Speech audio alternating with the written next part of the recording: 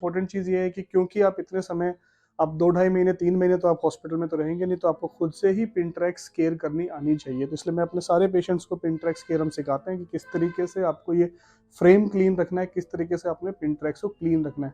तो ये वीडियो उन लोगों के लिए जिनको इलीज़ेरो फ्रेम लगा हुआ, जिनको एलआरएस फ्रेम लगा, ताकि घर बैठ के अपनी क्लीनिंग कर सके और स्टैंडर्ड तरीके से कैसे क्लीन की जा सकती है।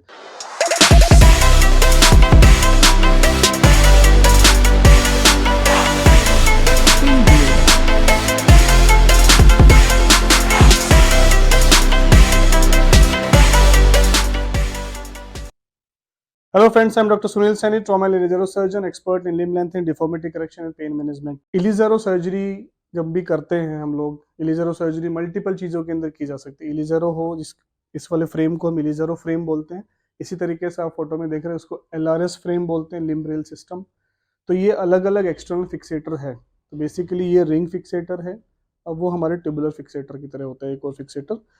जब भी हम मल्टीपल चीज़ों में इसका इस्तेमाल करते हैं, लाइक फ्रैक्चर्स के अंदर हमने इस्तेमाल किया, अगर इसके हमने डिफॉर्मिटी करेक्शंस में यूज़ किया, अगर नॉन यूनियन के अंदर यूज़ किया, लेंथनिंग के अंदर यूज़ किया, लिम्ब लेंथ डिस्क्रिपेंसी में यूज़ किया, तो ये इलीज़ेरो फ्रेम या एलआरएस आपका काफ़ी लंबे समय तक लगा रहता है। इसमें पिन ट्रैक्स को केयर करना बहुत इंपॉर्टेंट है, क्योंकि पेशेंटों का ये सवाल होता है कि सर पिन ट्रैक कहीं इन्फेक्शन ना हो जाए। तो आज जो हम लोग वीडियो बना रहे हैं, इस वीडियो का पर्पस यही है कि क्योंकि ये फ्रेम काफ़ी लंबे समय तक आपको लगा रहता है, नॉर्मल फ्रैक्चर्स के अंदर भी 3 महीना 6 महीना, लेंथनिंग सर्जरीज के अंदर तो ये 3 4 5 महीने तक लगा रहता है, और अगर डिफॉर्मिटी करेक्शन तो उसके अंदर भी लगा रह सकता है। तो ऑन एन एवरेज 3 4 महीने मान के आप चलते हैं, तो आपको पिन ट्रैक्स की केयर करना बहुत ज़रूरी है। यूजुअली जो पिन ट्रैक इन्फेक्शंस होते हैं वो गंदे रखने से होते हैं, और यूजुअली वो सुपरफिशियल होते हैं, can be manage very easily. तो अगर हम पिनट्रैक्स की पूरी केयर करें तो कंप्लीट तरीके से नॉर्मल रह सकते हैं, नंबर वन। नंबर टू, बहुत इंपॉर्टेंट चीज़ ये है कि क्योंकि आप इतने समय, आप 2 ढाई महीने 3 महीने तो आप हॉस्पिटल में तो रहेंगे नहीं, तो आपको खुद से ही पिनट्रैक्स केयर करनी आनी चाहिए। तो इसलिए मैं अपने सारे पेशेंट्स को पिनट्रैक्स केयर हम सिखाते हैं कि किस तरीके से आपको ये फ्रेम क्लीन रखना है, किस तरीके से आपने पिनट्रैक्स को क्लीन रखना है।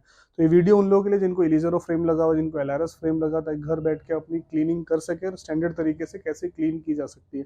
हम लोग स्टैंडर्ड तरीका बताएंगे, अगर बाई चांस आपके पास वो सामान अवेलेबल नहीं हो तो किस तरीके से आप नॉर्मल घर में मिलने वाले सामान से भी आप उसको कर सकते हैं, उसको क्लीन रख सकते हैं। तो ये हमारा रिंग फिक्सेटर हो गया। हमने अभी फ्रैक्चर फिक्सेशन किया था, इसके अंदर पिन हमारे इलीज़ेरो वायर्स लगे हुए हैं। नाउ आई एम गोइंग, तो जो सबसे पहले के बेसिक सामान क्या क्या आपको चाहिए, नंबर वन इज ग्लव्स। आपको ग्लव्स की जरूरत पड़ेगी।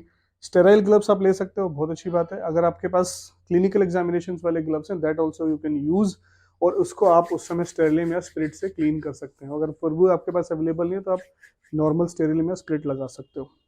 Number two, you can use sterillium और स्पिरिट यूज कर सकते हैं। नंबर थ्री, आपके पास बीटाडीन होना चाहिए। नंबर फोर, आपके पास स्टेरलाइज्ड गोज पीस होने चाहिए। स्टेरलाइज्ड गोज पीस आजकल मार्केट के अंदर अवेलेबल होते हैं, सारी फार्मेसीज पे अवेलेबल होते हैं, आप उसको रख सकते हैं। उसका इस्तेमाल अगर आप करते हैं तो ज़्यादा बेटर रहता है। अगर वो आपके पास मान लीजिए ये सब सामान अवेलेबल नहीं हो पा रहा है किसी वजह से, तो आप नॉर्मली ल्यूक वार्म वाटर ले सकते हैं, कॉटन ले सकते हैं, और उसके अंदर थोड़ा सा आप या तो बीटाडीन या फिर सेवलॉन सॉल्यूशन के से भी थोड़ा क्लीन कर सकते हैं पिन ट्रैक्स को। So these are the materials which we required. अभी हमने ग्लव्स एंड, क्योंकि हम लोग हॉस्पिटल में यूज इस्तेमाल कर रहे हैं, तो हमारे पास सारे के सारे ऑटोक्लेव्ड स्टेलाइज थिंग्स होती हैं। सो ऑलरेडी हमने पिन ट्रैक्स लगा रखे हैं यहाँ पे। I am just removing this.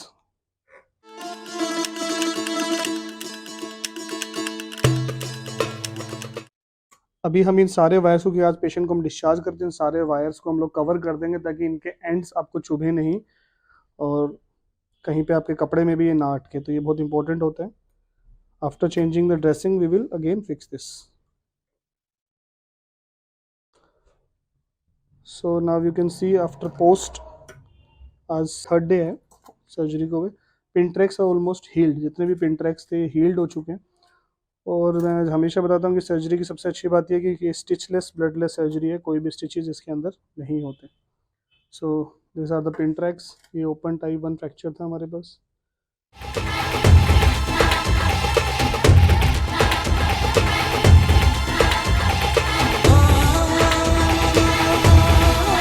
तो pin tracks are almost healed, सारे पिन ट्रैक्स बिल्कुल साफ हैं। आई विल यूज स्टेरिलियम, एक बार मैं स्टेरिलियम से इसको क्लीन करूँगा। Now what you can do, जो आपको स्टेप्स याद रखने हैं वो ये है कि आपने ग्लव्स ले लिया, अपने स्टेलियम या स्प्रेड हाथ पे लगा लिया। ना जब आप पिंट्रेक्स को क्लीन करोगे वो मेथड ध्यान रखना बहुत ज़रूरी है कि आपने स्टेलियम लिया थोड़ा सा, and when you are cleaning this आप देखेंगे यहाँ पे थोड़ा सा बीटाडिन और ब्लड हल्का सा लगा हुआ है, तो टू एंड फ्रो मूवमेंट होनी चाहिए। इस तरीके से आपको क्लीन करना है पिंट्रेक्स को, इस तरीके से इसको क्लीन करना है। अंदर की तरफ ज़्यादा रब नहीं करना है, आप इसको ऐसे क्लीन करोगे, यहाँ तक क्लीन करके लाओगे, फिनिश, बस, उससे ज़्यादा रबिंग नहीं। फिर सेकंड पिन ट्रैक पे जाओगे, इस तरीके से क्लीन करोगे, फिनिश। सिमिलरली इस पिन ट्रैक की बात करें तो ऐसे जाएंगे एंड ये वायर के ऊपर से इस तरीके से पिन ट्रैक्स के नज़दीक जाना है जहाँ पे वो स्किन से कनेक्टेड है, और इस तरीके से हमें उसको क्लीन करना है। इस तरीके से हमें क्लीन करना है। पहले हम सारे पिन ट्रैक्स को क्लीन करके कवर करेंगे, उसके बाद अपने फ्रेम को वो करते हैं। तो इस तरीके से हमें पिन ट्रैक्स को क्लीन रखना है।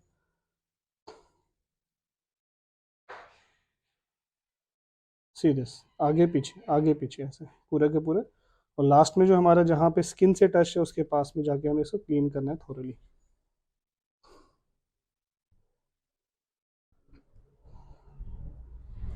वन बाय वन सारे के सारे पिन ट्रैक्स को पहले हम क्लीन कर लेंगे।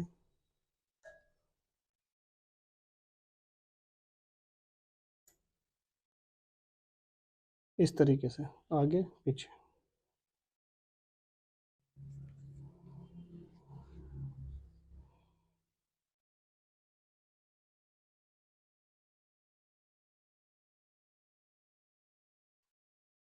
You can do this also, like this also.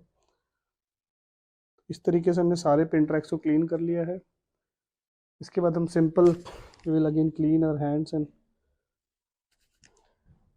Goes piece आप ऐसे ले सकते हैं।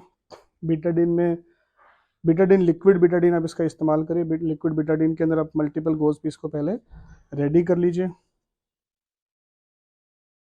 और इसको इस तरीके से आपको रैप करना है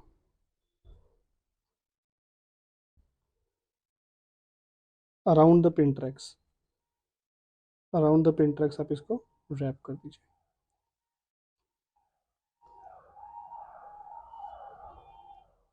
और लास्टली इसको थोड़ा सा स्किन की तरफ पुश करना है ताकि वो उसको सील कर दे, कंप्लीट तरीके से उसको सील करते चलिए।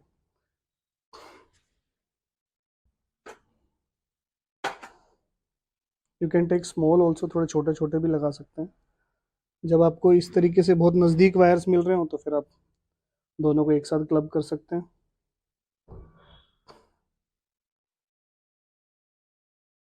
थोड़ा सा केयरफुल रहना होता है कि कहीं आपको वायर टच ना हो, ब्रेक ना हो जाए। सो अगर गोज पीस ज़्यादा बड़े हैं तो उसको बीच में सब कट कर सकते हैं। फिर ऐसे लास्ट में पुश करना है इसको आगे की तरफ हल्का सा ताकि वो उसको सील कर दे। तो इस तरीके से one by one we will do all the pin tracks. और लास्ट में आप जो है या तो क्लब से ही आप अपने फ्रेम को और अपने जो रोड्स हैं उनको इस तरीके से साफ कर लेंगे। पूरे के पूरे फ्रेम को आप आराम से साफ रखिए, क्योंकि जितना आप इसको क्लीन रखेंगे उतने आपके पिन ट्रैक्स इन्फेक्शन होने के चांसेस बिल्कुल मिनिमाइज हो जाएंगे। ये जो हमारे होल्स होते हैं इनके बीच में बहुत बार डस्ट रह जाती है, तो इसको आप क्लीन कर सकते हो। Because there is no stitch, तो we can even allowed bathing. Patient नहा भी सकता है इसके अंदर, इसको क्लीन भी रख सकता है, पानी भी डाल सकता है, there is no issue with that. So friends, to summarise, आपको ग्लव्स चाहिए, स्टेरिल ग्लव्स हो तो बेस्ट है, अदरवाइज यू कैन एक एग्जामिनेशन ग्लव्स और उस पर थोड़ा सा स्प्रिट या स्टेलम लगा लीजिए। आपके पास कॉटन या फिर आपके पास गोज पीस होने चाहिए, बीटाडीन एंड स्प्रिट्स। उससे पहले हमें क्लीन करना है, पिन ट्रैक्स को clean to and fro motion में करना है। उसके बाद पिन ट्रैक्स के अराउंड बीटाडीन गोज लगा सकते हैं, पुश करना है। उसके बाद अपने फ्रेम को क्लीन रखना है।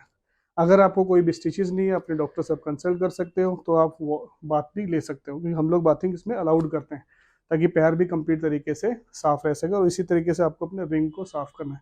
एटलीस्ट आप एवरी अल्टरनेट डे तो इसको बिल्कुल कंप्लीट तरीके से साफ रखना है। तो इस तरीके से हम पिन ट्रैक्स की केयर कर सकते हैं, फ्रेम की केयर कर सकते हैं, जिसकी वजह से हमारे पिन ट्रैक इन्फेक्शन के चांसेस बहुत ही कम हो जाते हैं।